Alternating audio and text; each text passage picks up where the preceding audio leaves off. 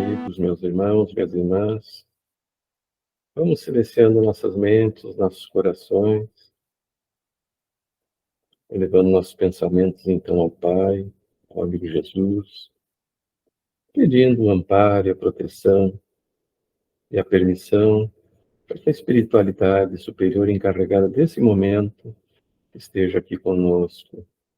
Também pedimos que o Espírito Guardião de cada um de nós nos acompanhe, nos intuindo para o nosso aprendizado dos temas que aqui serão estudados, e que possamos, então, através desse estudo, desse Evangelho, dessa Boa Nova que o Mestre nos deixou há mais de 2000 anos, ensinando o caminho reto para seguirmos, reto, iluminado, pavimentado, que nos levará com mais facilidade em direção ao Pai, mas que para nós, ainda imperfeito que somos, temos muita dificuldade ainda em colocá-lo, mesmo que palidamente,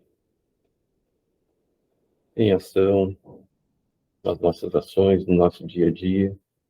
Mas felizes de nós, que já estamos conscientes, que precisamos da nossa autorreforma, da nossa reforma íntima, vencer as nossas más inclinações, sabedores que o que hoje consideramos problemas não são, mas sim portas que serão abertas por nós para adentrarmos ao caminho que nos leva ao Pai.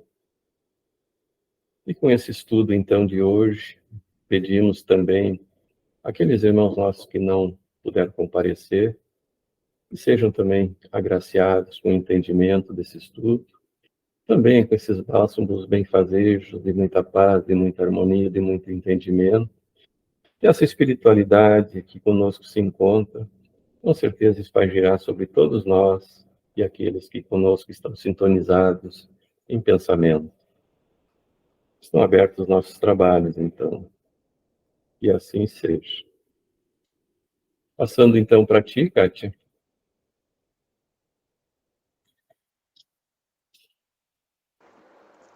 Boa noite a todos, que todos estejam na graça de Deus.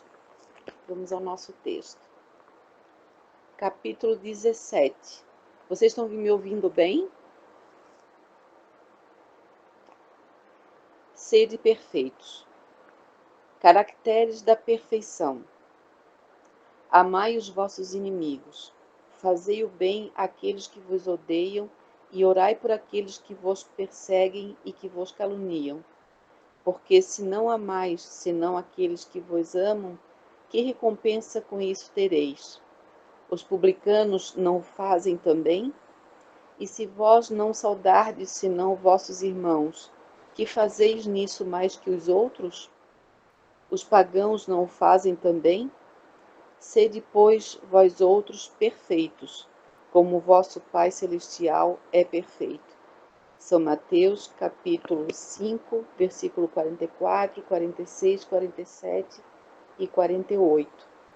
Uma vez que Deus possui a perfeição infinita em todas as coisas, esta máxima, sede perfeitos, como o vosso Pai Celestial é perfeito, tomada ao pé da letra, pressuporia a possibilidade de se atingir a perfeição absoluta.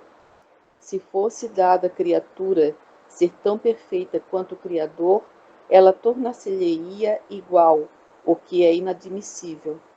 Mas os homens aos quais Jesus se dirigia não teriam compreendido essa nuance. Ele se limitou a lhes apresentar um modelo e lhes disse para se esforçarem para alcançá-lo. É preciso, pois, entender por essas palavras a perfeição relativa, aquela que dá qual a humanidade é suscetível e que mais a aproxima da divindade. Em que consiste essa perfeição? Jesus o disse: amar os inimigos, fazer o bem àqueles que nos odeiam, orar por aqueles que nos perseguem. Ele mostra, assim, que a essência da perfeição é a caridade, e em sua mais larga acepção, porque ela implica a prática de todas as outras virtudes. Com efeito, observando-se os resultados de todos os vícios e mesmo dos simples defeitos, se conhecerá que não há nenhum que não altere, mais ou menos, o sentimento da caridade, pois todos têm seu princípio no egoísmo e no orgulho, que são a sua negação. Porque tudo o que superexcita o sentimento da personalidade destrói ou pelo menos enfraquece os elementos da verdadeira caridade, que são a benevolência, a indulgência, a abnegação e o devotamento. O amor ao próximo, levado até ao amor dos inimigos, não podendo se aliar com nenhum defeito contrário à caridade, é, por isso mesmo, sempre o indício de maior ou menor superioridade moral, de onde resulta que o grau da perfeição está na razão direta da extensão desse amor. Por isso, Jesus, depois de ter dado aos seus discípulos as regras da caridade, naquilo que ela tem de mais sublime, disse-lhes: Sede, pois, perfeitos, como o vosso Pai Celestial é perfeito. Assim seja. Eu trouxe aqui um texto de Emmanuel, que eu achei maravilhoso. Sede perfeitos, qual o nosso Pai Celestial. Essa afirmativa de Jesus, evidentemente correta diante da vida, nos impele a reconhecer que o Divino Mestre nos endereça o convite à perfeição, mas não estabelece data certa para o evento sublime. Necessitamos, no entanto, observar que nós outros, inteligências em evolução, estamos na Terra na condição de espíritos encarnados ou ainda vinculados ao planeta, na posição de espíritos desencarnados, caminhando entre o nascer e o renascer, a fim de alcançarmos o celeste objetivo. Matriculados no orbe terrestre, através dos séculos, nele dispomos da escola precisa ao nosso burilamento. Para isso, a divina providência, mobilizando vários canais de manifestação, nos oferece o material de que carecemos para edificarmos a construção de nós mesmos, no encalço das finalidades supremas. É assim que o fracasso nos sugere recapitulação e recomeço. O sofrimento nos incita ao exercício da paciência. A enfermidade no corpo nos induz à disciplina. O tumulto nos compele à serenidade. A injúria e outras modalidades da ofensa nos inclinam à tolerância e ao perdão. A ignorância nos pede o apoio do esclarecimento. As expressões de ódio, com escalas pela cólera e pelo ressentimento, nos conduzem ao amor que o Cristo nos legou. A inveja é um desafio à nossa capacidade de autossuperação. A violência nos revela o imperativo da compaixão com as providências justas para que se lhe extingam as demonstrações de crueldade. A indiferença nos acena ao entusiasmo com que nos cabe encontrar o nosso próprio lugar no campo das boas obras. A inércia nos chama às vantagens do trabalho, e a própria malícia leciona discernimento, obrigando-nos a aprender seleção e reflexão. Nem sempre aceitamos com facilidade as lições que nos são enviadas pela sabedoria da vida. Tantas vezes, porém, recusaremos os ensinamentos da escola em que nos encontramos, quantas voltaremos a faceá-los, agora ou no futuro, amanhã ou depois de amanhã. E enquanto se nos perdure a repetência, reconhecer-nos-emos na posição de aprendizes, reclamando a paz. Sem dúvida, usufruiremos a paz pela qual suspiramos, mas, em princípio, necessitamos observar que a paz alcançará primeiramente aqueles que souberem doá-la em benefício dos outros, sabendo passar sem ela.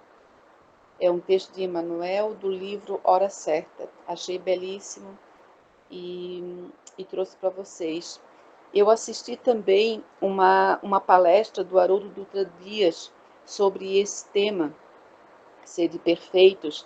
Maravilhosa a palestra, lógico, né, como não poderia ser diferente. E até recomendo para vocês, e se quiserem buscar lá, ele dá simplesmente uma aula, ele fala sobre o egoísmo, sobre a vaidade, sobre o orgulho, dá exemplos, diz como é a pessoa orgulhosa, como é a pessoa egoísta, é maravilhoso. E eu peguei algumas coisinhas, algumas frases que ele fala na palestra e trouxe aqui. Ser perfeito, um objetivo oferecido por Jesus, um rumo a ser seguido pelos espíritos que desejam ser guiados pelo Mestre. A essência da perfeição é a caridade, porque implica a prática de todas as outras virtudes. A excelência na prática da caridade, que é o contrário do orgulho e do egoísmo. Se vocês quiserem ver lá, é muito boa essa palestra dele. E eu também achei aqui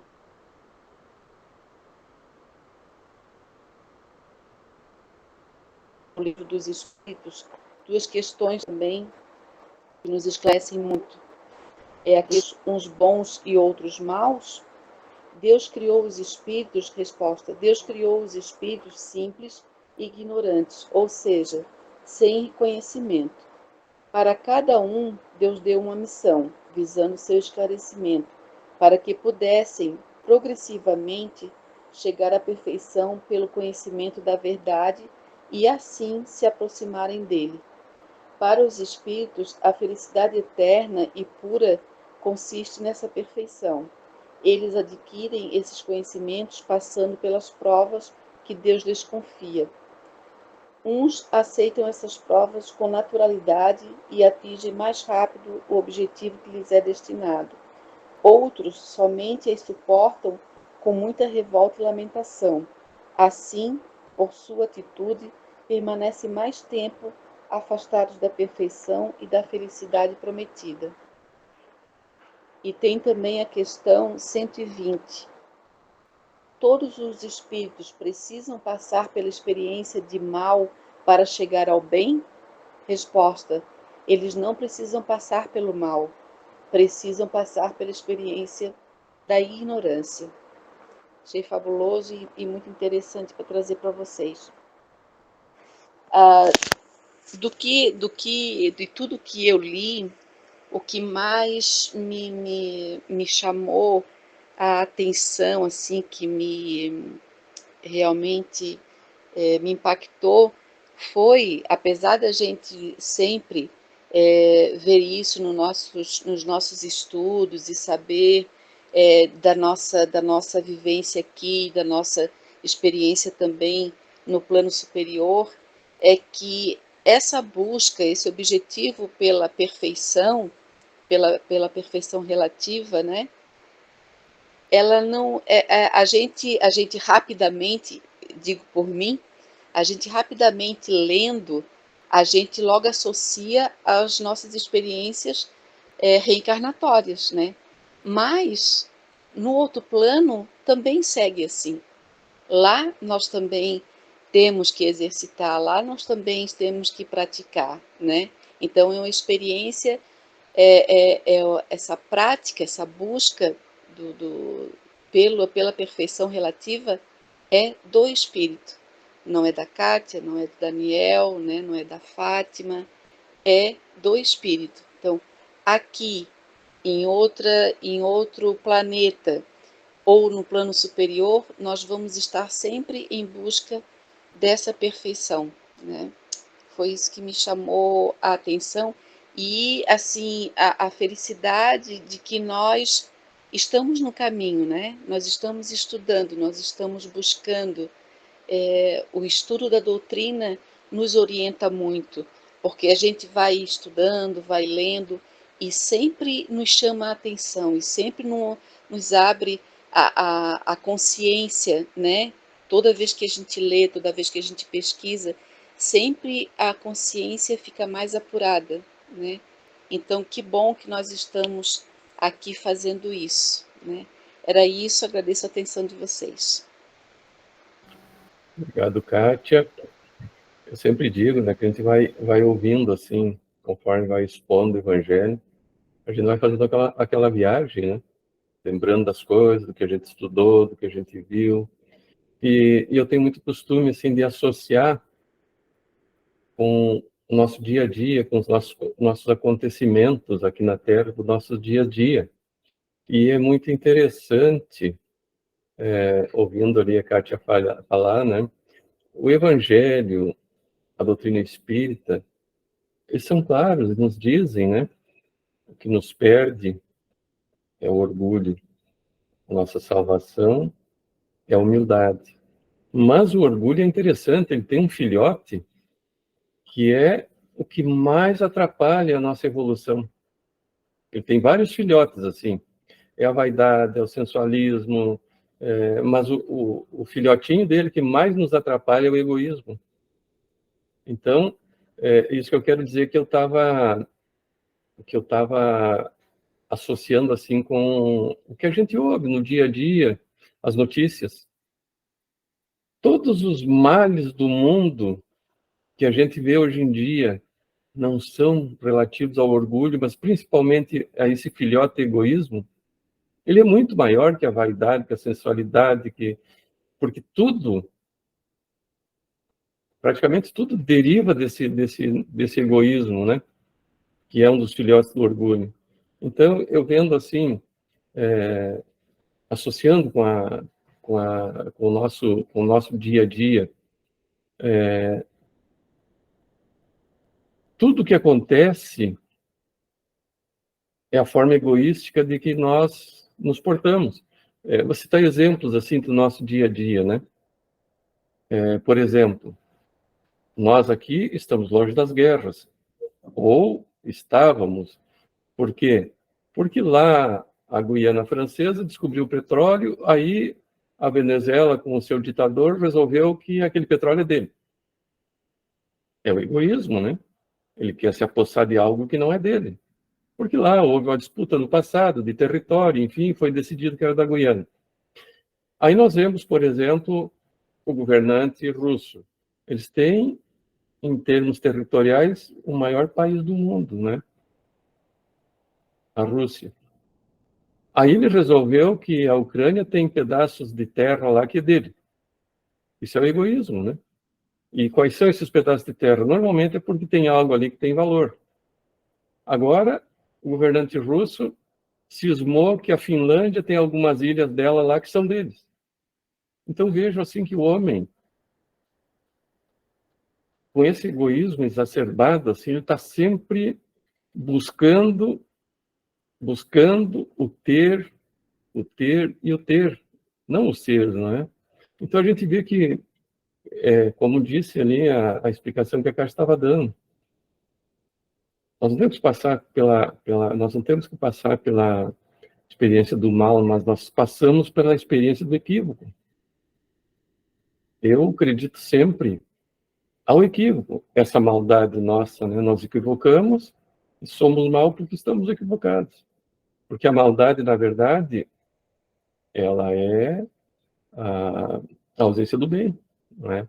E até foi muito interessante eu vendo sobre esse egoísmo. O nosso planeta, eu já tinha ouvido, eu já tinha ouvido falar, mas eu nunca tinha visto isso em texto. Eu gosto de ler algum livro, ouvir alguma palestra, alguma coisa que realmente não fica aquela coisa assim, eu ouvi falar, alguém disse, eu ouvi. E eu não sei se vocês perceberam, eu coloquei no nosso WhatsApp, e aqueles que são meu amigo lá no Face, eu coloquei no Face, onde Viana de Carvalho diz que a Inquisição, que ela se dizia protetora da fé, enfim, da religião, atrasou moralmente a evolução da Terra por mais de 500 anos. Imagina assim, Nós estamos mais de 500 anos atrasados por esse orgulho, por esse egoísmo. E vejam, por que eu toquei nesse assunto? Porque agora a nossa humanidade... Boa noite, Rosita, seja bem-vinda. Boa noite e desculpe chegar atrasada, gente. Como diz Me Emmanuel, perdi com a neta. como diz Emmanuel, melhor 5 minutos do que nada. Então, voltando, né, esse egoísmo, nós tivemos a Segunda Guerra Mundial, a Primeira Guerra Mundial. Quanto de atraso nós já tivemos na nossa evolução por isso? Por esse orgulho, por egoísmo? O que o governante alemão queria? Possuir a Europa. O egoísmo, o orgulho, ter. Aí, agora, o que está acontecendo nessas guerras, né? Nós temos ali no Oriente Médio aquela guerra milenar ali. Vocês lembram que eu coloquei também lá no nosso grupo sobre o semitismo, o antissemitismo, que tanto estão falando agora, não é? Se nós analisarmos, nós somos todos irmãos. Nós vemos todas do mesmo tronco consanguíneo, não é? Então, o que é o semitismo? São os descendentes de Sem, e são os filhos de quem era Sem? Ele é filho de Noé. Então, se a gente analisar o contexto histórico da Bíblia, nós, além de sermos irmãos em espírito, que nós só entendemos isso agora, nós somos descendentes também do mesmo sangue, da mesma raiz, né, do mesmo tronco. Então, muçulmanos, católicos, enfim, foi a religião católica foi criada depois, mas muçulmanos, judeus, são todos irmãos. Nós já vimos que quem são os judeus? Descende de quem? De Ismael, que é o nosso protetor agora do Brasil. E quem são os judeus, os hebreus? Descendem de Isaac, que também é filho de Abraão. Então, são todos irmãos.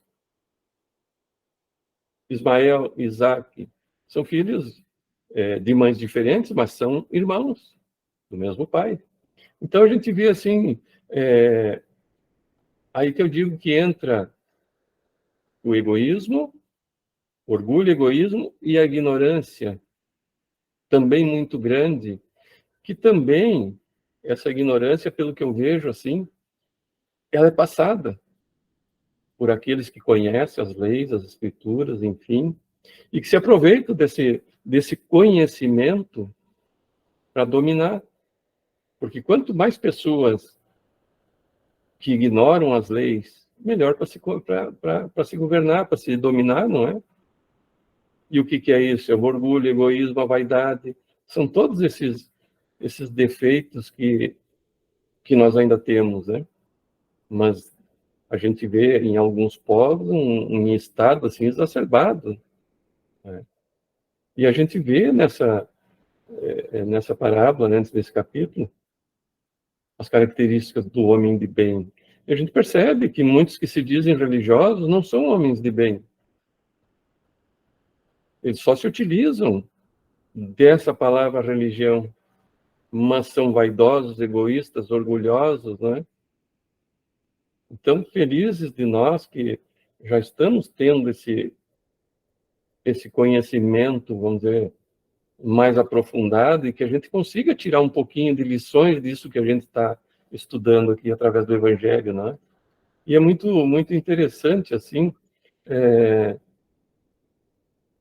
as características, né, da perfeição que Jesus nos apresenta no Evangelho. Vejam só, nos apresenta 3 características, né? E quais são as características que nós vimos ali no Evangelho? Amar os nossos inimigos, fazer o bem aos que nos odeiam e orar pelos que nos perseguem e caluniam.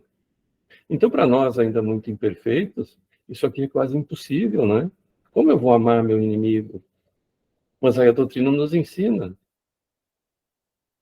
Eu não tenho como dar amor àquele que me odeia ou ser amado por aquele que me odeia, mas pelo menos não desejar o mal. E será que nós conseguimos não desejar o mal ao nosso inimigo ou sentirmos prazer quando essa pessoa, esse irmão, quando passa por alguma vicissitude, será que isso não nos dá um certo prazer? A muitos, com certeza, dá, não é?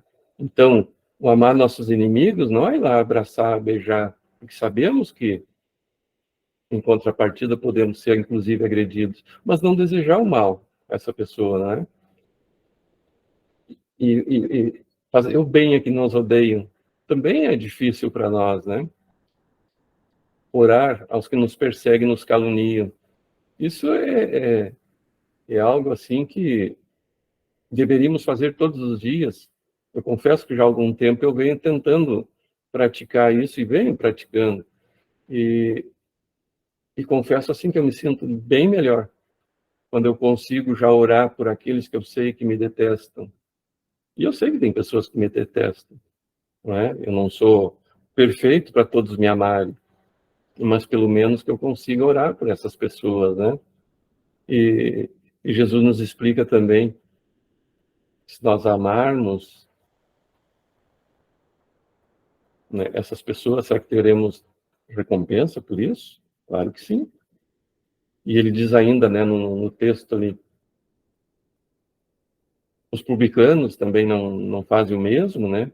De orar, de desejar o bem àqueles que eles amam, né?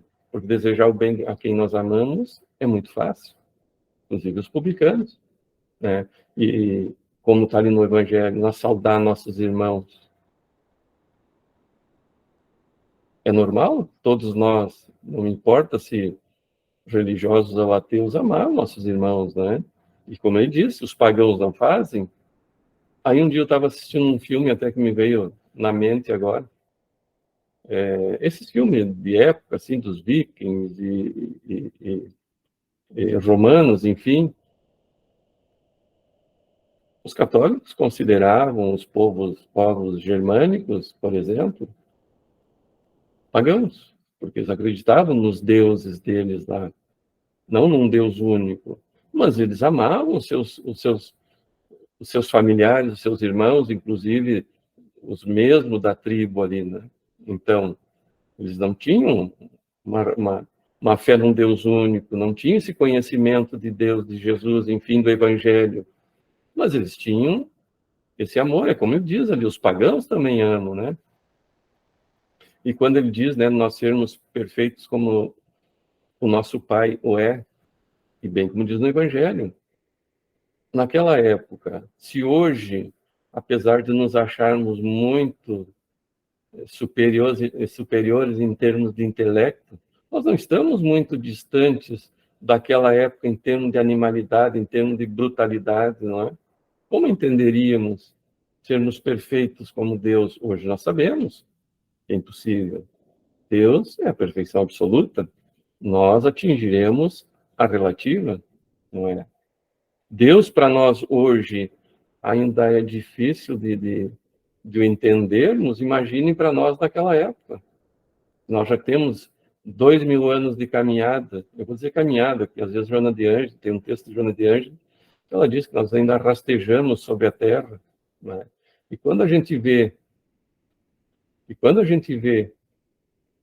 o que nós, humanidade, estamos fazendo, e eu sempre gosto de citar no nosso dia a dia, nas coisas que acontecem, por exemplo, esse independente de raça, de cor, de etnia, de religião, olha o que foi feito ao povo judeu, não é? Por que tanto ódio, tanta raiva, se todos são irmãos? E aqui eu já cito, não só de espírito, como nós, por isso que eu gosto de citar as partes, as questões históricas. Somos irmãos, inclusive, de sangue, né? Esses dois povos. Mas por que se odeiam tanto? Por esse orgulho, por esse egoísmo. E o egoísmo nessa nossa região do planeta, ele é tão grande porque líderes dessas grupos terroristas, né, eles lucram muito com isso. Então, o egoísmo, eles conseguem manter uma turma cativa, vamos dizer assim, psicologicamente, emocionalmente, através desse trabalho de lavagem cerebral, mas eles, com o egoísmo deles, vivem em mansões, com muitas posses e, enfim, fazendo proveito do que questões materiais podem dar em nome da religião. Então, quando retornarmos à pátria espiritual, o que vamos receber? O que Deus vai nos dizer, não é? Que já colhemos aquilo que buscávamos aqui, encarnados na Terra, né? Então, temos que buscar essa perfeição do espírito, né?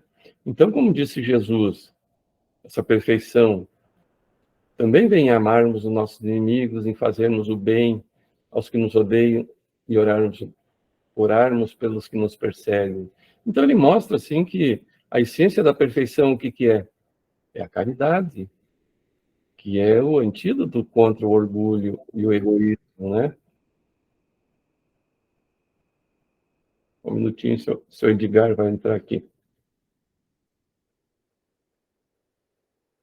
Então, a gente vê, né, que sem a prática da caridade, o orgulho e o egoísmo vão se sobressair.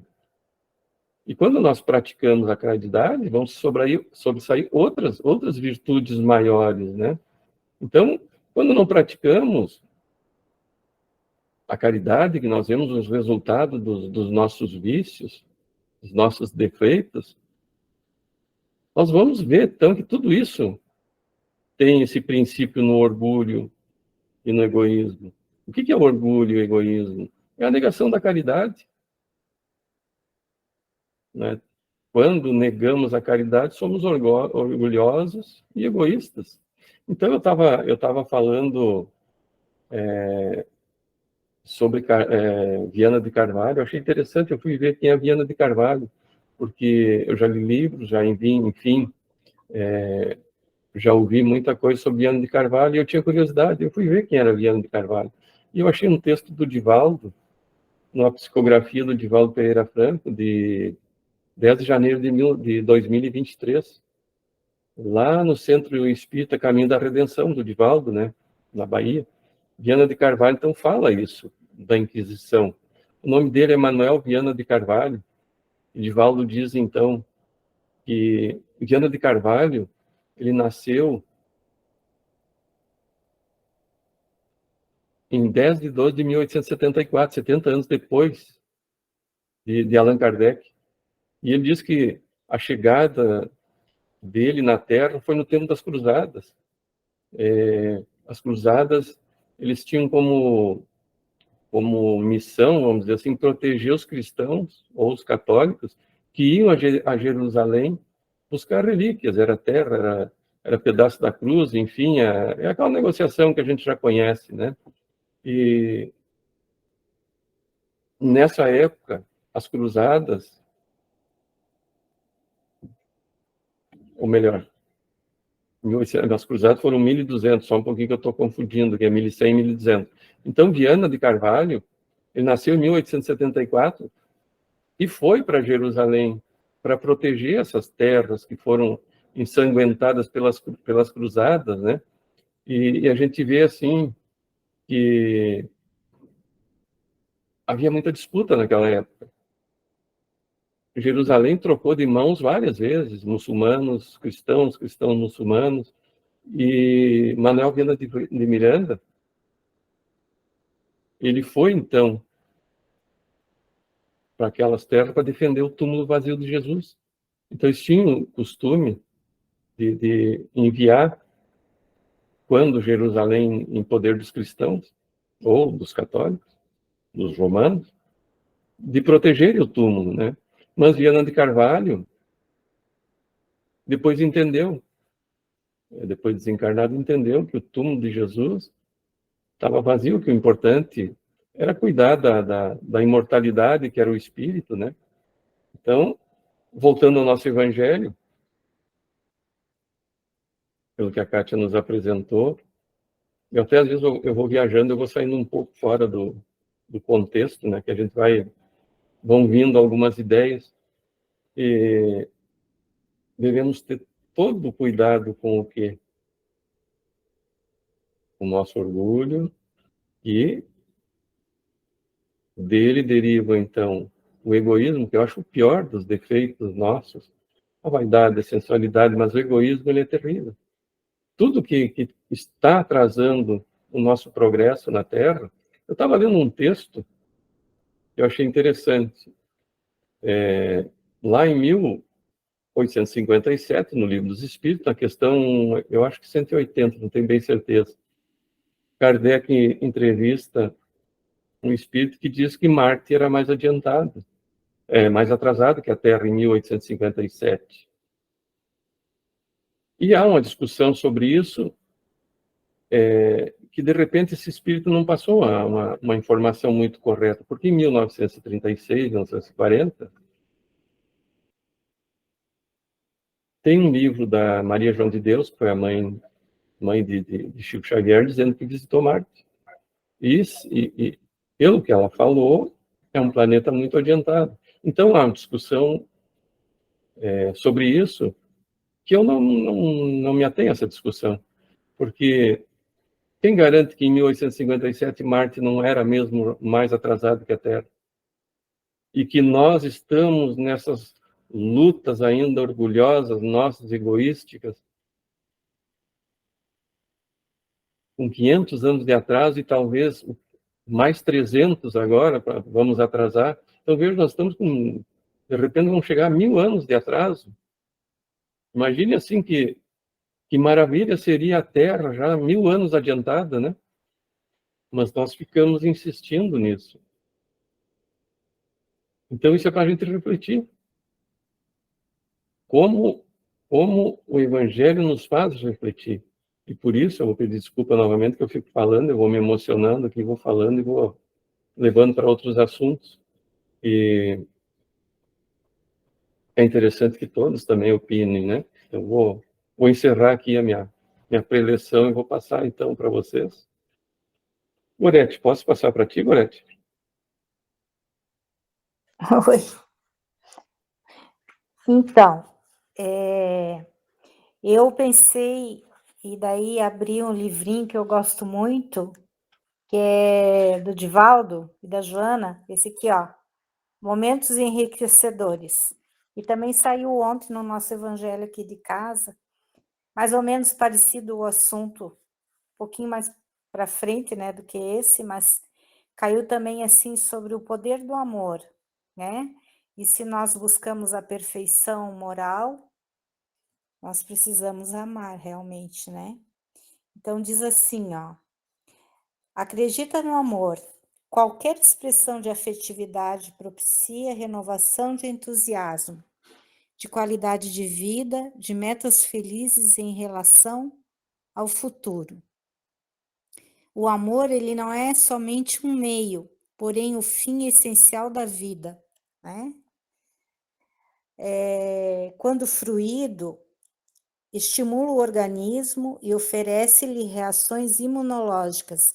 Divaldo fala muito sobre isso, né? Que proporcionam resistência às células para enfrentar os invasores perniciosos, que são combatidos pelos glóbulos brancos vigilantes. Então, quem ama muito tem mais essa vantagem aí, né? A força do amor levanta as energias alquebradas e torna-se essencial para a preservação da vida. Quando diminui, cedendo lugar aos mecanismos de reação pelo ciúme, pelo ressentimento, pelo ódio, pela mágoa, favorece a degeneração da energia vital. Nós perdemos energia vital, preservadora do equilíbrio físico-psíquico, ensejando a instalação de enfermidades variadas, que trabalham pela consumpção dos equipamentos orgânicos, né? Pelos problemas orgânicos que a gente vai apresentar.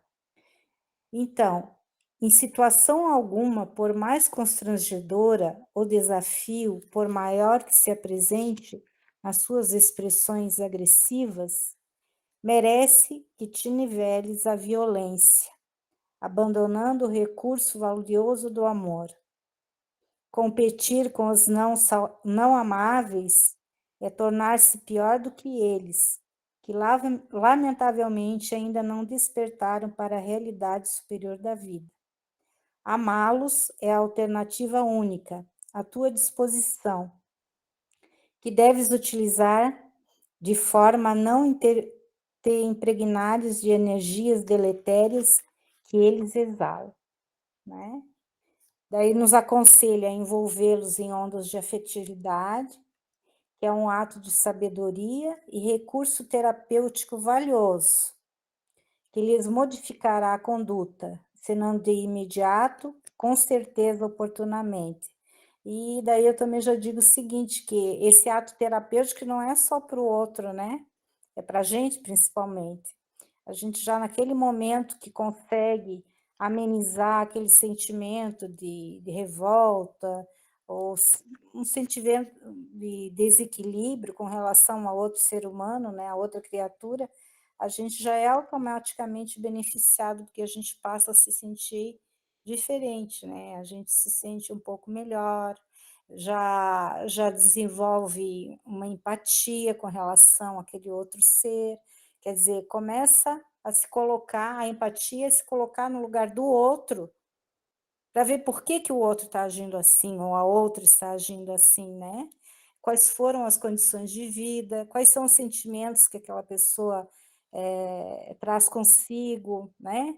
Quais as causas de tantos problemas, de tanta rancor, de tanto desamor, né? A gente se coloca no outro e automaticamente a gente vai buscando entendimento moral, espiritual, sabedoria, né? Com humildade, para poder compreender aquele outro e passar a fazer o que o texto, né, nos recomenda. Amar aqui não é aquele amor que o Cristo teve pela humanidade, que Deus tem por nós, porque nós ainda não temos condições morais ainda, né? Nem espirituais para tanto. Mas é se colocar no lugar do outro, tentar entendê-lo e não cultivar os sentimentos rancorosos, vida afora, reencarnações afora, né? Então, daí ele diz assim, ó, é possível que não lhe vejas a florescência naquele a quem o ofertas, né? No entanto, a sociedade do amanhã vê-lo-á enfrutecer e beneficiar as criaturas que virão depois de ti, depois de nós, né? E isso sim é o que importa. E quando tudo pareça conspirar contra os teus sentimentos de amor e a desordem aumentar, né? O crime triunfar, a loucura aturdir as pessoas em volta, ainda aí, não duvides do seu poder. Ama com mais vigor e tranquilidade, porque esta é a tua missão na terra, amar sempre. Jesus foi crucificado sob superlativa humilhação, prosseguiu amando, mesmo assim, e em paz, iniciando uma nova era, essa era que a gente já conhece, né? Para a humanidade, que agora lhe tributa razão e amor. Então, eu vejo assim que para nós buscarmos a perfeição, a gente tem que começar bem do comecinho ainda. Estamos no comecinho ainda, né? Estamos engatinhando. Porque a gente ainda, às vezes, quando vê, tem ressentimento, às vezes tem mágoa, né? Com relação a algumas criaturas, e é preciso que a gente foque muito, muito mesmo, no amor de Jesus por todos nós. Obrigada. Obrigado, Gorete. Realmente, como você estava falando, né? Nós estamos, como diz Platão, Platão tem a escada do amor, nós estamos nos primeiros degraus ainda, né? Da escada do amor. Mas como é importante também, eu estava dizendo, é sobre o nosso pensar, né? O bem pensar. E nós não nos damos conta que nós estamos enviando para a nossa psicosfera, né? E quando nós pensamos, diz os espíritos, nós estamos produzindo algo. O que nós produzimos? São átomos que nós lançamos na nossa psicosfera, átomos, como diz os espíritos, né? Energias pestilentas que nós estamos mandando para a nossa psicosfera. Então, às vezes, existe um conceito errado, né? Os meus pensamentos me pertencem. Não, não me pertencem. Pertence ao mundo. Porque nós lançamos ele para a psicosfera e as mentes que estão sintonizando conosco captam esses pensamentos.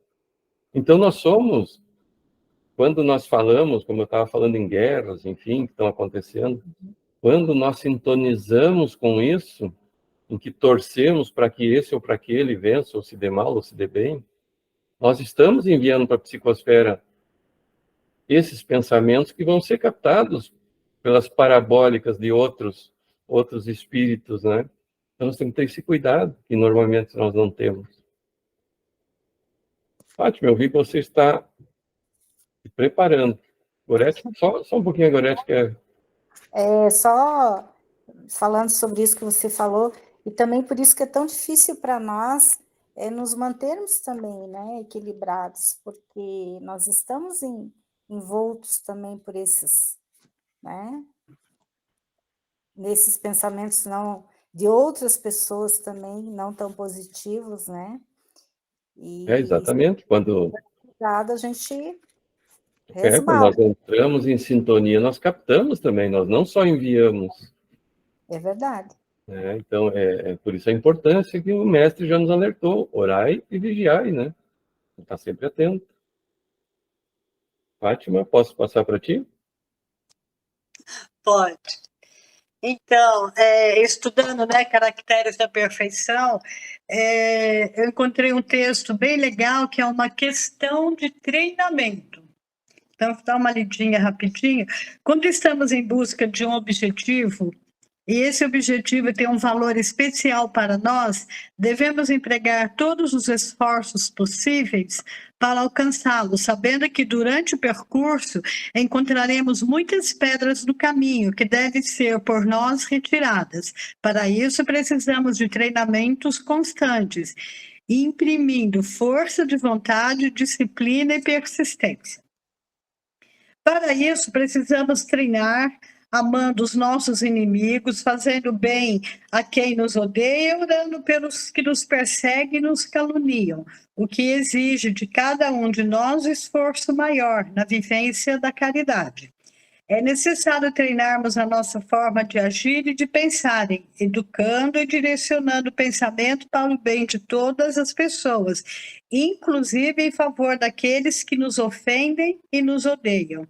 É fazer chegar até elas as nossas vibrações de paz e de perdão. Então, precisamos treinar a perfeição em cada situação em que estivermos envolvidos, naquelas que nos dão a oportunidade de desenvolver o auto-amor e o amor ao próximo, a fim de nos libertarmos das amarras que dificultam a nossa caminhada evolutiva. A título de sugestão, podemos começar pelas pequenas ações do dia a dia, através da prática da oração, dos momentos que nos pedem um pouco mais de tolerância, de paciência, e ao recebermos uma ofensa, que mentalizemos e que tranquilizemos no entendimento de que se trata de mais uma oportunidade de treinamento para o alcance de nossa melhoria espiritual. Portanto, sigamos em frente, certos de que a eficácia da nossa busca é uma questão de treinamento. Em resumo, foi tudo que foi falado, né, até agora. É isso aí. Muito obrigado, Fátima, muito bom. Marilza, posso passar para ti, Marilza? Sim. Aqui me chamou muita atenção a questão do texto, sede perfeitos como vosso Pai Celestial é perfeito. Mas os homens aos quais Jesus se dirigia, desculpa, não teriam compreendido essa nuance. Ele só limitou a lhes apresentar um modelo e lhes disse para se esforçarem por alcançar. E, na realidade, foi tudo que vocês já comentaram, principalmente o Daniel ali, as questões nos dias de hoje, as notícias, né? Quanta violência, as pessoas não se entendem. Pelo mínimo, assim, uma discussão, é feito um auê, é motivo de ir para as redes sociais. Então, assim, é totalmente, é muito orgulho e, ao mesmo tempo, é muito egoísmo também, né? Porque cada um quer ver o seu lado, né?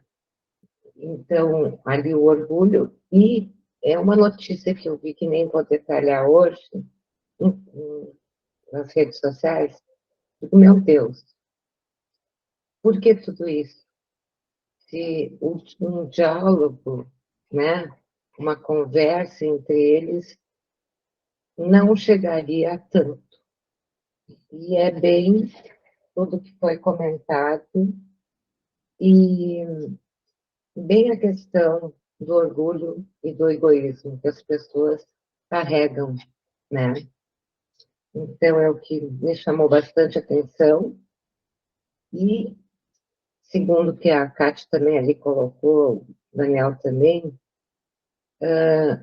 a caridade, né? Contrária do orgulho e do egoísmo. Então, a minha participação hoje é essa. Obrigado, Marilza. A grande chaga da humanidade ainda é o orgulho, né? Senhor Edgar, Marilene, posso passar para os senhores?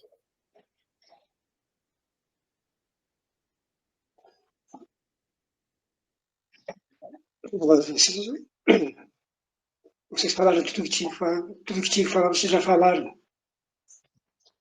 Que sim, é complicado mesmo, né, gente? É muito delicado. Ser perfeitos, como perfeito é nosso Pai Celestial.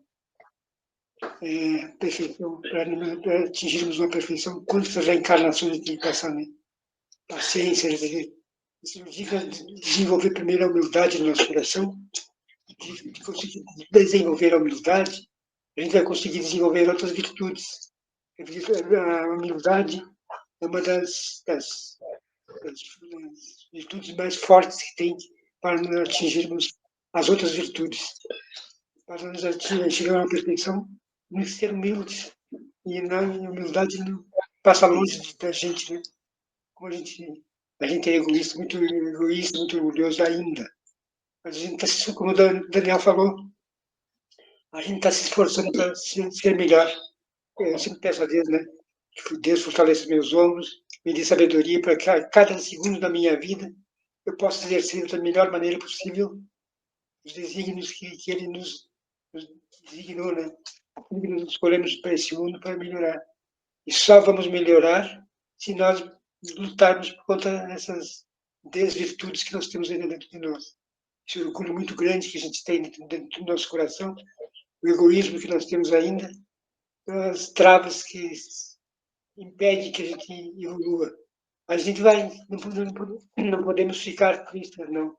A gente vai conseguir, aos pouquinhos, devagarinho, a gente vai conseguir vencer cada dia que passa.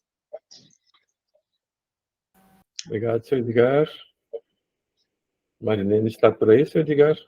Sim, querido, estou aqui do ladinho. Estamos te ouvindo. Tá bom. Tudo, como o Edgar disse, foi muito bem explanado, bastante coisa já foi dita, mas eu gostaria de destacar algumas questões desse capítulo que a gente tem, sim, muita vontade de saber mais, não é? Quando os luminares respondem para Kardec, que ele pergunta em que consiste a perfeição que a humanidade é capaz de atingir e o que mais aproxima da divindade, daí a gente já ouviu muitas vezes, é na prática do mandamento de Jesus que nos ensina a amarmos nossos inimigos fazermos o bem aos que nos odeiam e orarmos pelos que nos perseguem. E aí continua, todos seremos um dia perfeitos? E eles respondem, sem dúvida, temos em nós o germe de todas as virtudes que se desenvolverão em função do nosso livre-arbítrio. E que regra máxima nos concede Deus para mais rapidamente conquistar a perfeição? O Evangelho de Jesus, em sua simplicidade, sem os aparatos perecíveis da falsa intelectualidade, encerra o Evangelho as leis morais da vida, cuja carência de conhecimento e aplicação é o problema prioritário da humanidade. Em resumo, por que ainda sofremos, né, queridos? Porque a gente ainda não colocou em prática em nossas vidas o Evangelho de Jesus. E sabemos que a evolução também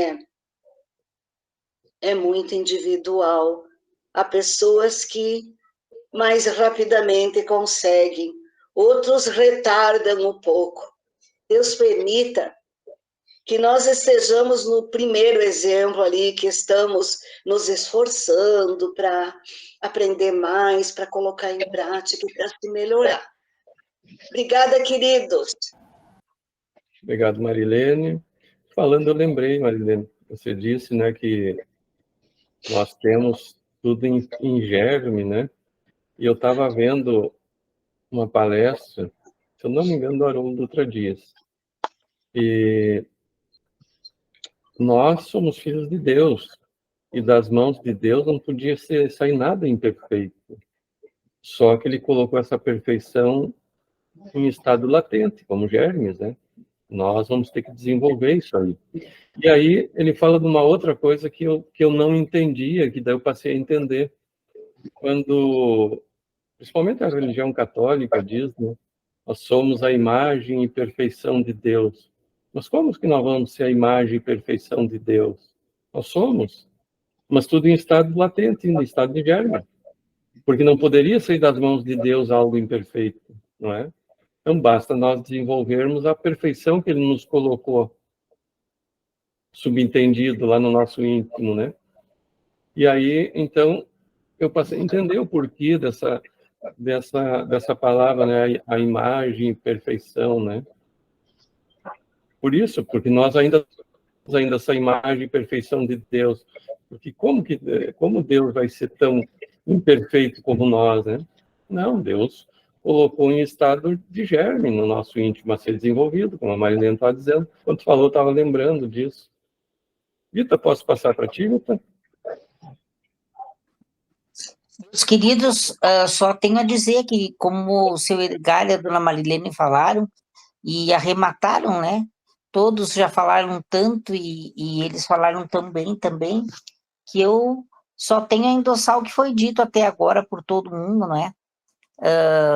Seria isso mesmo que todos falaram, principalmente o que foi dito por último aí, do seu Edgar e da dona Marilene, né? Que tenhamos ombros fortes para seguir em frente e não desistir no nosso melhoramento do dia a dia, né? Que isso é uma caminhada individual de cada um de nós e, como a gente sempre diz, não é fácil, né? Damos 2 passos para frente e 5 para trás, mas estamos aí.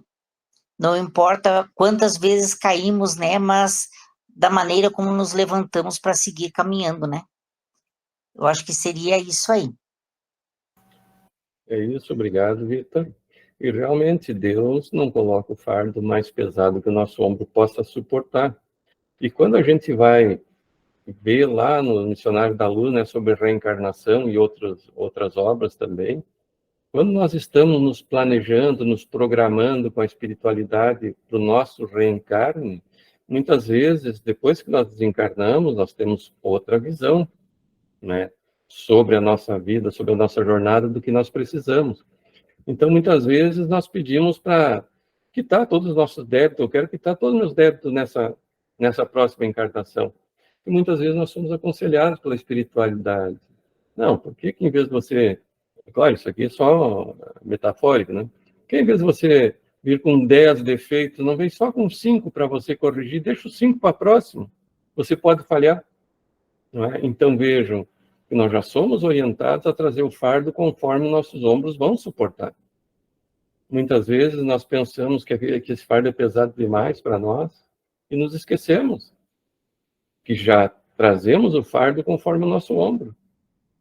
Não é? E nós supervalorizamos muitas vezes as provas pelas quais nós estamos passando e elas se tornam mais pesadas, então, não é?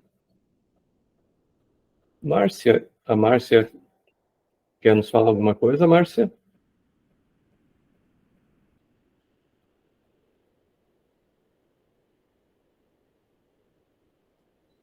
A Márcia quer só mais ouvir hoje. É, Pode falar, Gorete. se a Márcia não falar, eu falo, Pode falar.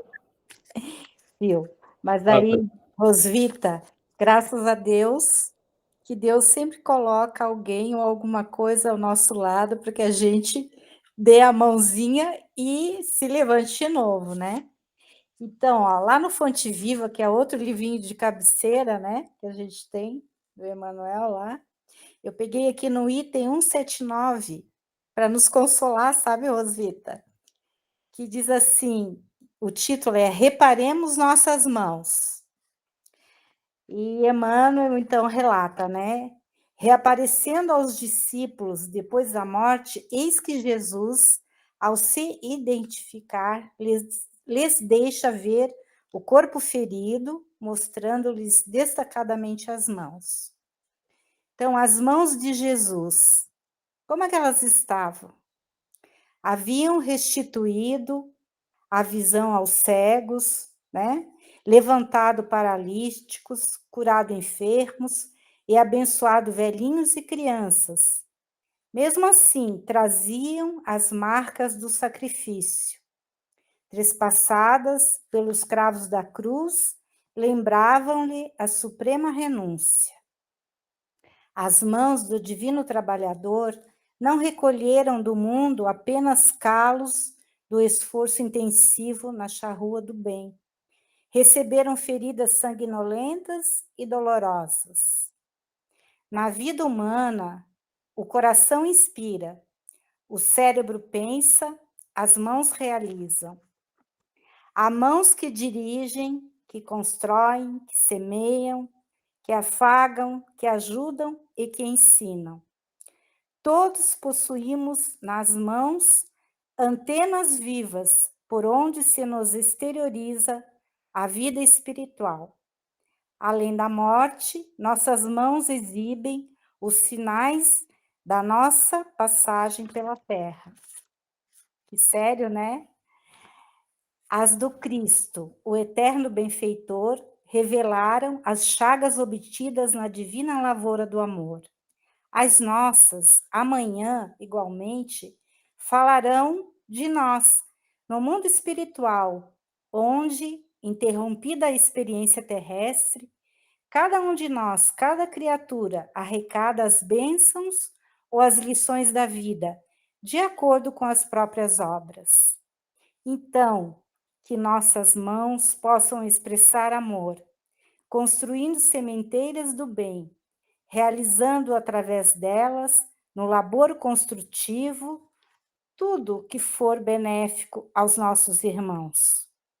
Mãos que abraçam, aliás, mãos que afagam, que curam, que limpam, que ensinam, que abraçam, que tecem os fios de luz que irão agasalhar, mãos que aconchegam corações sofridos.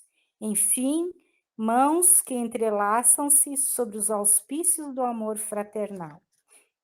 E aí, que sejamos todos nós felizes em realizar pelo menos um pouquinho. Todo mundo aqui já faz muita coisa, né? A gente sabe. Mas que a gente persevere com muita coragem, com muita humildade, com muita esperança, com muita fé em Deus, com Jesus no coração sempre, né, Daniel? Para esse ano que vem, que não vai ser Isso aí. fácil, mas E a assim gente seja vai a todos vencer. nós, querido. Que assim seja a todos nós. Muito obrigada. A gente vai esperar, com certeza. Obrigado, Gorete. E tu vai ver depois na nossa mensagem como ela fecha com esse texto que tu estava lendo. Nossa mensagenzinha depois. Muito bom. Márcia? Tá desligado teu microfone. Agora sim. Boa noite a todos. Desculpa, Daniel, no começo você me deu boa noite, eu não pude responder.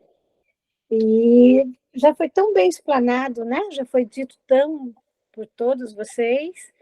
Eu confesso que hoje eu não consegui ouvir toda a palestra, todo o ensinamento, mas em 5 minutinhos eu ouvi, né? Mas o que eu pude observar, assim, pelo pouco que deu para eu ouvir, é que nós, seres imperfeitos, que ainda somos, né? Não só somos ainda egoístas, como também somos muito vaidosos, né? A ponto de nos achar assim superior aos outros. E por esta razão a gente não consegue pôr em prática um mandamento que, na minha opinião, é o mais importante, que é o mais importante, né? Que é amar o próximo como a si mesmo. Então, por não conseguirmos amar nosso próximo como nos amamos, o porquê de tanta raiva, de tanto ódio, né? Tanta rivalidade, tanta guerra, tanta maldade. Eu ouvi sobre o estudo, é mais ou menos sobre isso que foi dito. Eu acredito, eu ouvi muito pouquinho hoje. Mas obrigada pela oportunidade. Já está muito boa a participação. Eu só quero, antes de colocar nessa mensagem, que vai fechar com o texto que a Gorete leu, eu comecei a falar em datas e me atrapalhei nas datas. Eu só quero corrigir as datas aqui, porque eu acho que eu disse e não disse nada, não é? Sobre o Manuel Viana de Carvalho.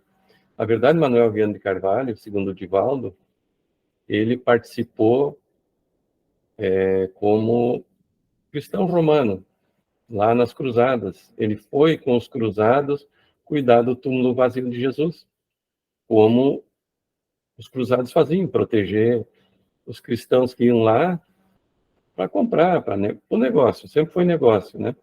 Comprar as relíquias lá em Jerusalém. Mas aí existiu um muçulmano chamado Saladino, que retomou Jerusalém. Existe até filme sobre isso, né? Então, e Viana de Carvalho reencarnou em 1874, novamente. 70 anos depois de Kardec. Kardec reencarnou em 1804. Então, aí que eu fiz um pouco de atrapalho na minha fala anterior, só queria corrigir isso. Bom, eu vou colocar, então, ninguém mais tem mais nenhuma colocação, nenhum questionamento. Eu vou, então, colocar a nossa mensagem. Deixa eu colocar aqui.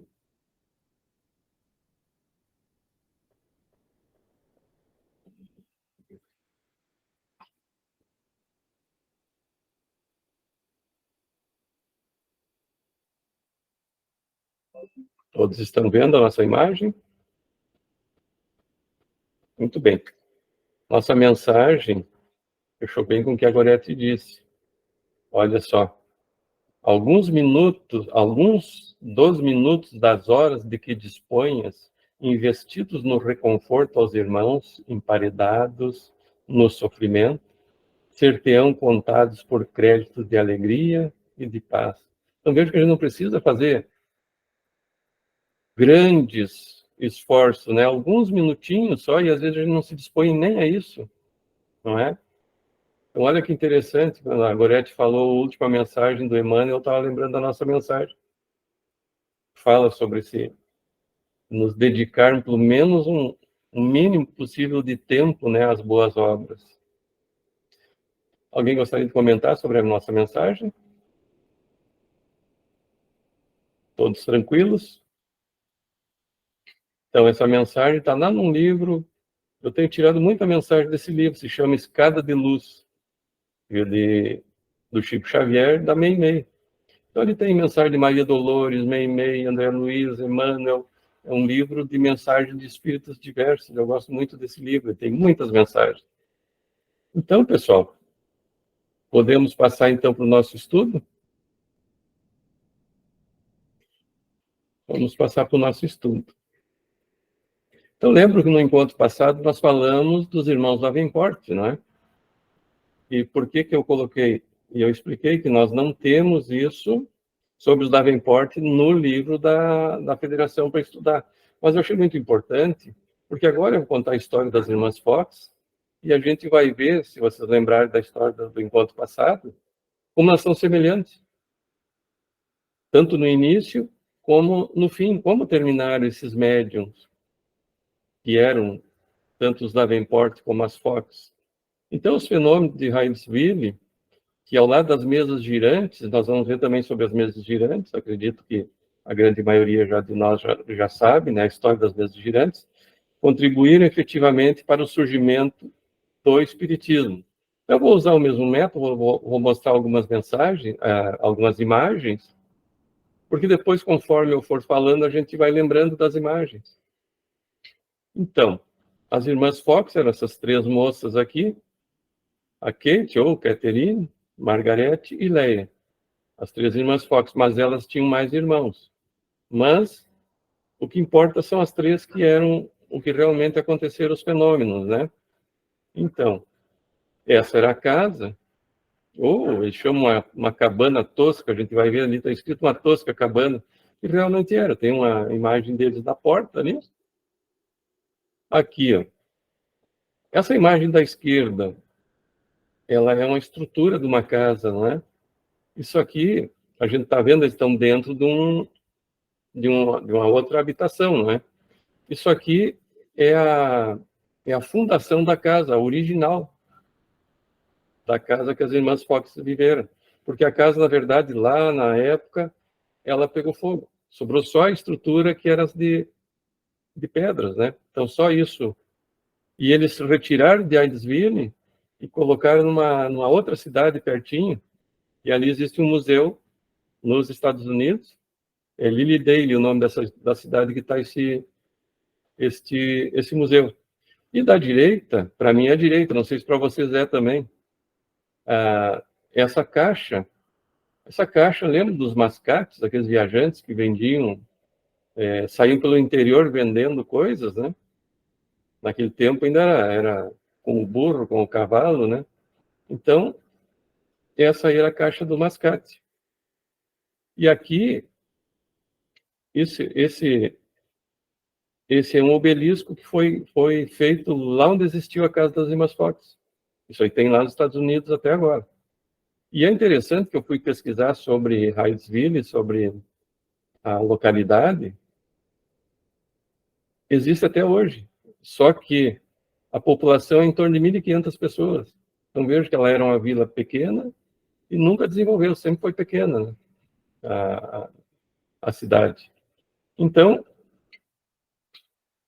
depois eu falo sobre as mesas girantes. Então, as irmãs Fox, a história delas, é muito interessante. Então, quando eu for contando a história, vocês vão ver que ela se assemelha muito a dos Davenport. Então, lá em 1847, 11 de dezembro de 1847, a família Fox, ela se instalou nessa casa. Eles diziam assim, uma casa modesta, num vilarejo chamado Hydesville. Essa cidade, Hydesville, ela está no condado, está no estado de Nova York. E eles dizem que é distante 30 quilômetros de Rochester, que já é uma cidade mais importante. Então, era uma família de origem alemã, da parte paterna, e francês, holandês e inglês da parte materna, da mãe. E os seus antecessores dessa família, todos tinham essas faculdades já paranormais, né?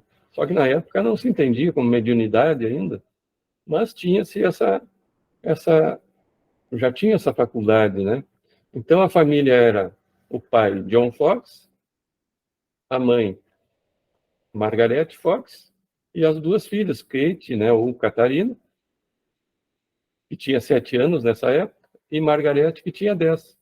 Mas o casal ele tinha mais filhos, então ele não se toca mais nesses outros filhos, não diz quantos, né, a história, mas eles ainda destacam uma outra filha, que nessa época chamada Leia, que a gente viu as 3 fotos ali, que morava nessa cidade de Rochester, que ficava a 30 quilômetros dali. Por isso eles tocam nessa cidade. E essa moça, Leia, ela escreveu um livro chamado The Missing Link, que quer dizer perdido, segundo a tradução da época, né? Lá em 1885, em Nova York, e na qual ela faz muitas referências a essas paranormalidades das irmãs, inclusive a mãe também tinha, um pouco dessa paranormalidade. Então, esses acontecimentos, a princípio, eles começaram com a Kate e com a Margarete, mas depois a Leia, a moça que morava fora, ela era professora, ela dava aula, ela se juntou às irmãs. Mais adiante, então, os fenômenos também aconteciam com ela e ela voltou para Hydesville. Mas, segundo conta a história, essa casa já era assombrada, no caso desses barulhos, né? Que tinha uma moça que ela foi dama de companhia na casa de uma família chamada Bell, de sobrenome Bell. Isso antes dos Fox irem morar lá, em 1846, mais ou menos. O nome dessa menina era Lucrétia Pulver, se não me engano. Então, ela servia como dama de companhia nessa casa dos Bell, quando eles habitaram, então, essa casa antes da família Fox. E ela contou algo muito interessante, a história de um vendedor que se hospedou na casa dos Bell. Então, lembram do baú, do mascate que eu mostrei? E na noite que o vendedor passou na casa, a família pediu para a moça, Lucrétia, ir dormir na casa dos pais. E ela, 3 dias depois, eles chamaram ela de volta. E disseram que o vendedor tinha ido embora e tal. E ela nunca mais ouviu falar desse cara, esse tal de vendedor. Depois disso, passou algum tempo e começou a dar esses fenômenos das batidas, das pancadas, né, na mesa, paredes, enfim. E a mãe dessa menina, que se chamava Anne Pulver, né, mantinha as relações com essa família Bell. E ela relata lá que em 1844, quando ela foi visitar essa família Bell, eles tinham o costume de fazer tricô, uns na casa dos outros, né? E que ela ouviu a senhora Bell lá se queixando de barulhos e que se sentia mal e quase não conseguia dormir à noite. Então, e ela perguntou qual é a causa dela se sentir mal, né? E ela disse que ouvia rumores assim inexplicáveis, né? Parecia que tinha alguém caminhando de um quarto para o outro. E muitas vezes ela acordou o marido e fez ele ir trancar as janelas, olhar a casa e não viu nada, né? Então, a princípio, essa senhora Pulver, que ia lá fazer tricô com a senhora Bell, ela disse, não, provavelmente sejam ratos, né? Fazem barulhos, então, e a pessoa está dormindo, acorda com esse barulho. Mas depois, ela disse que eram outros rumores, inexplicáveis. E a menina, essa Lucrétia Pulver, também ouviu esses barulhos, esses rumores, esse caminhar dentro de casa, né? E ela diz bem assim, vivi naquela casa durante o inverno com a família Bell. Trabalhava para ela uma parte do dia e o resto do tempo ia à escola e bordava com a família. E ela diz assim que viveu cerca de 3 meses. E no fim desse período, frequentemente eu ouvia batidas na cama, abaixo dos pés dela, abaixo da cama, né? E uma porção de noites, ela dormia num quarto e ouvia tudo isso enquanto estava lá. E à noite ela diz assim que parecia ter ouvido um homem andando pela despensa da casa. E essa despensa era uma peça separada do quarto. E tinha uma escada que descia para essa despensa, né?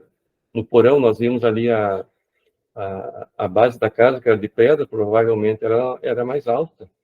Então, uma noite ficou uma moça com ela que também ouviu esse barulho. E elas ficaram muito assustadas, meninas.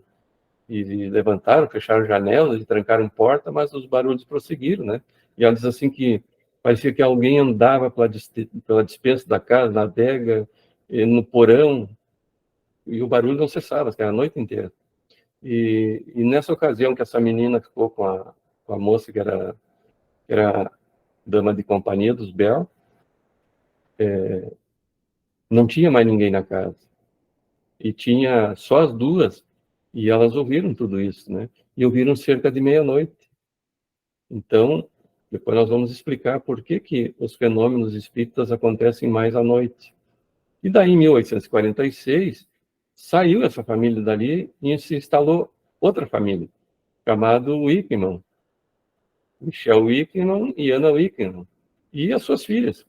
E alguns dias após eles terem se mudado para casa, eles passaram a ser perturbados pelos mesmos ruídos, batidas na porta de entrada sem que ninguém estivesse, passo de alguém andando na adega ou dentro da casa.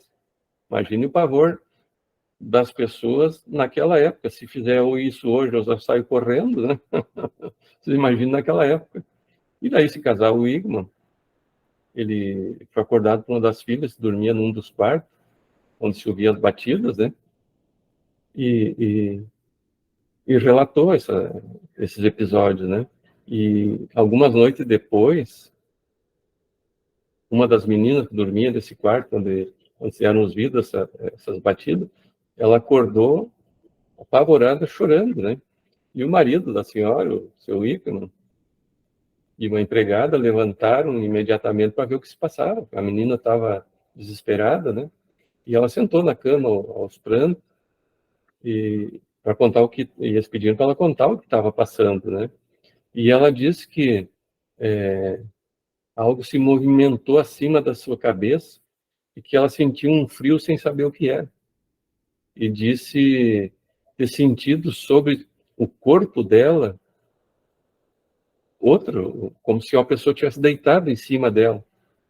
E ela ficou apavorada e acordou muito assustada e gritou desesperada, né? E, de novo, se passou entre meia-noite e 1h. E a menina levantou e foi para a cama dos pais e não quis mais voltar para o quarto, né? E depois de muitos dias, ela voltou então para o quarto. Tinha essa menina, na época, 8 anos, da família Wickman, agora nós estamos falando. E, como se esperava, a família Wickman fez a mudança e desapareceu daquela casa, né? Então, se mudaram em 1847. Em final de 1847, deixaram a casa vaga e desapareceram com toda aquela confusão, né? Então, dessa maneira, em 11 de dezembro de 1847, a família Fox se mudou para essa casa, não é? Então, inicialmente, eles não sofreram nenhum incômodo, a casa estava tudo bem, tudo tranquilo, mas depois de algum tempo, passou alguns meses, já em 1848, começaram os mesmos ruídos nos mesmos locais que as outras duas famílias tinham ouvido, né? Eram batidas leves, às vezes mais fortes, sons semelhantes a arranhões nas paredes, nos assoalhos e nos móveis, e que às vezes podia até ser confundido com barulhos naturais, né, produzidos pelo vento. Então, por isso, no início, a família Fox não deu muita importância para isso aí. Mas o tempo foi passando e os ruídos foram crescendo de intensidade. E a partir de março, mais ou menos, de 1848, aí as batidas se tornaram muito fortes. Sons de arrastar de móveis, assim, começaram a fazer-se ouvir, né? As meninas ficavam em sobressalto, móveis arrastando, pessoas caminhando, elas chegaram a não querer mais dormir sozinhas nesse quarto. Vejam que era sempre o mesmo quarto, né? E passaram a dormir junto com os pais, eram menininhas novinhas, né? Então, a princípio, eles ficaram ainda incrédulos, né? Sem saber que origem tinha esses ruídos, porque não vamos dizer assim, nem sobrenatural ainda não levavam para esse lado, né? Mas daí, na noite de 31 de março de 1848, por isso a data é colocada como do moderno espiritualismo é 31 de março de 1848. Os sons foram terrivelmente fortes, assim, né? E aí, então, se deu, como eles contam na história, o primeiro lance fantástico, assim, do que aconteceu ali, um marco e ficou como marco do moderno espiritualismo. Então, a menina, Kate Fox, na época ela tinha 7 anos, e na sua, como conta no livro de Arthur Conan Doyle, né, a história do espiritismo, a espontaneidade de uma criança, né, crianças sempre são espontâneas, ela resolveu desafiar essa força invisível que estava ali se manifestando através de ruídos, né? E a menina batia palma e eram ouvido palmas também. Essa força invisível, como eles diziam na época,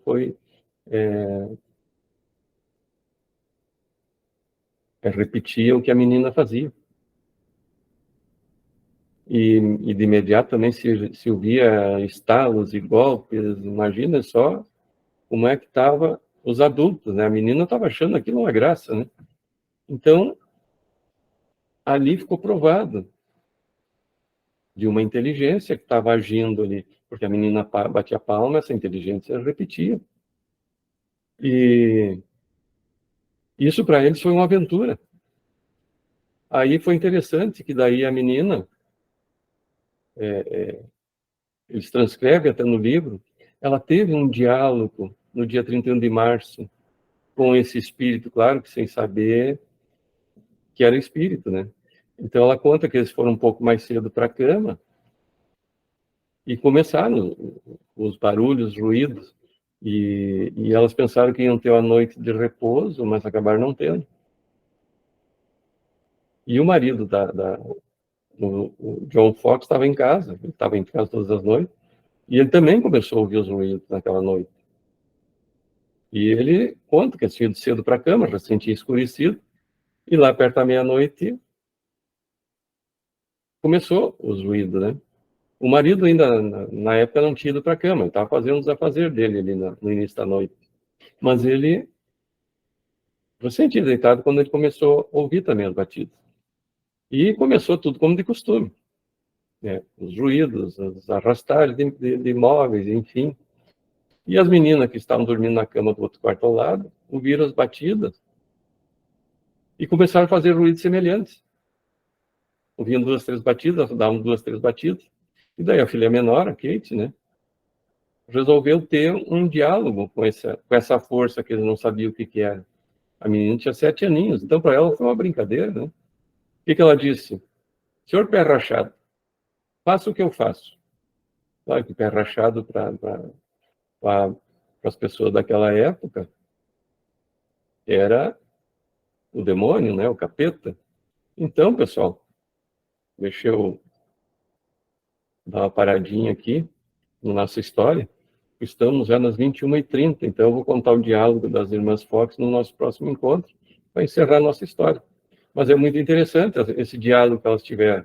Então, eu indico para vocês, se vocês quiserem acompanhar essa história, está lá naquele livro, lembram que eu mostrei a capa?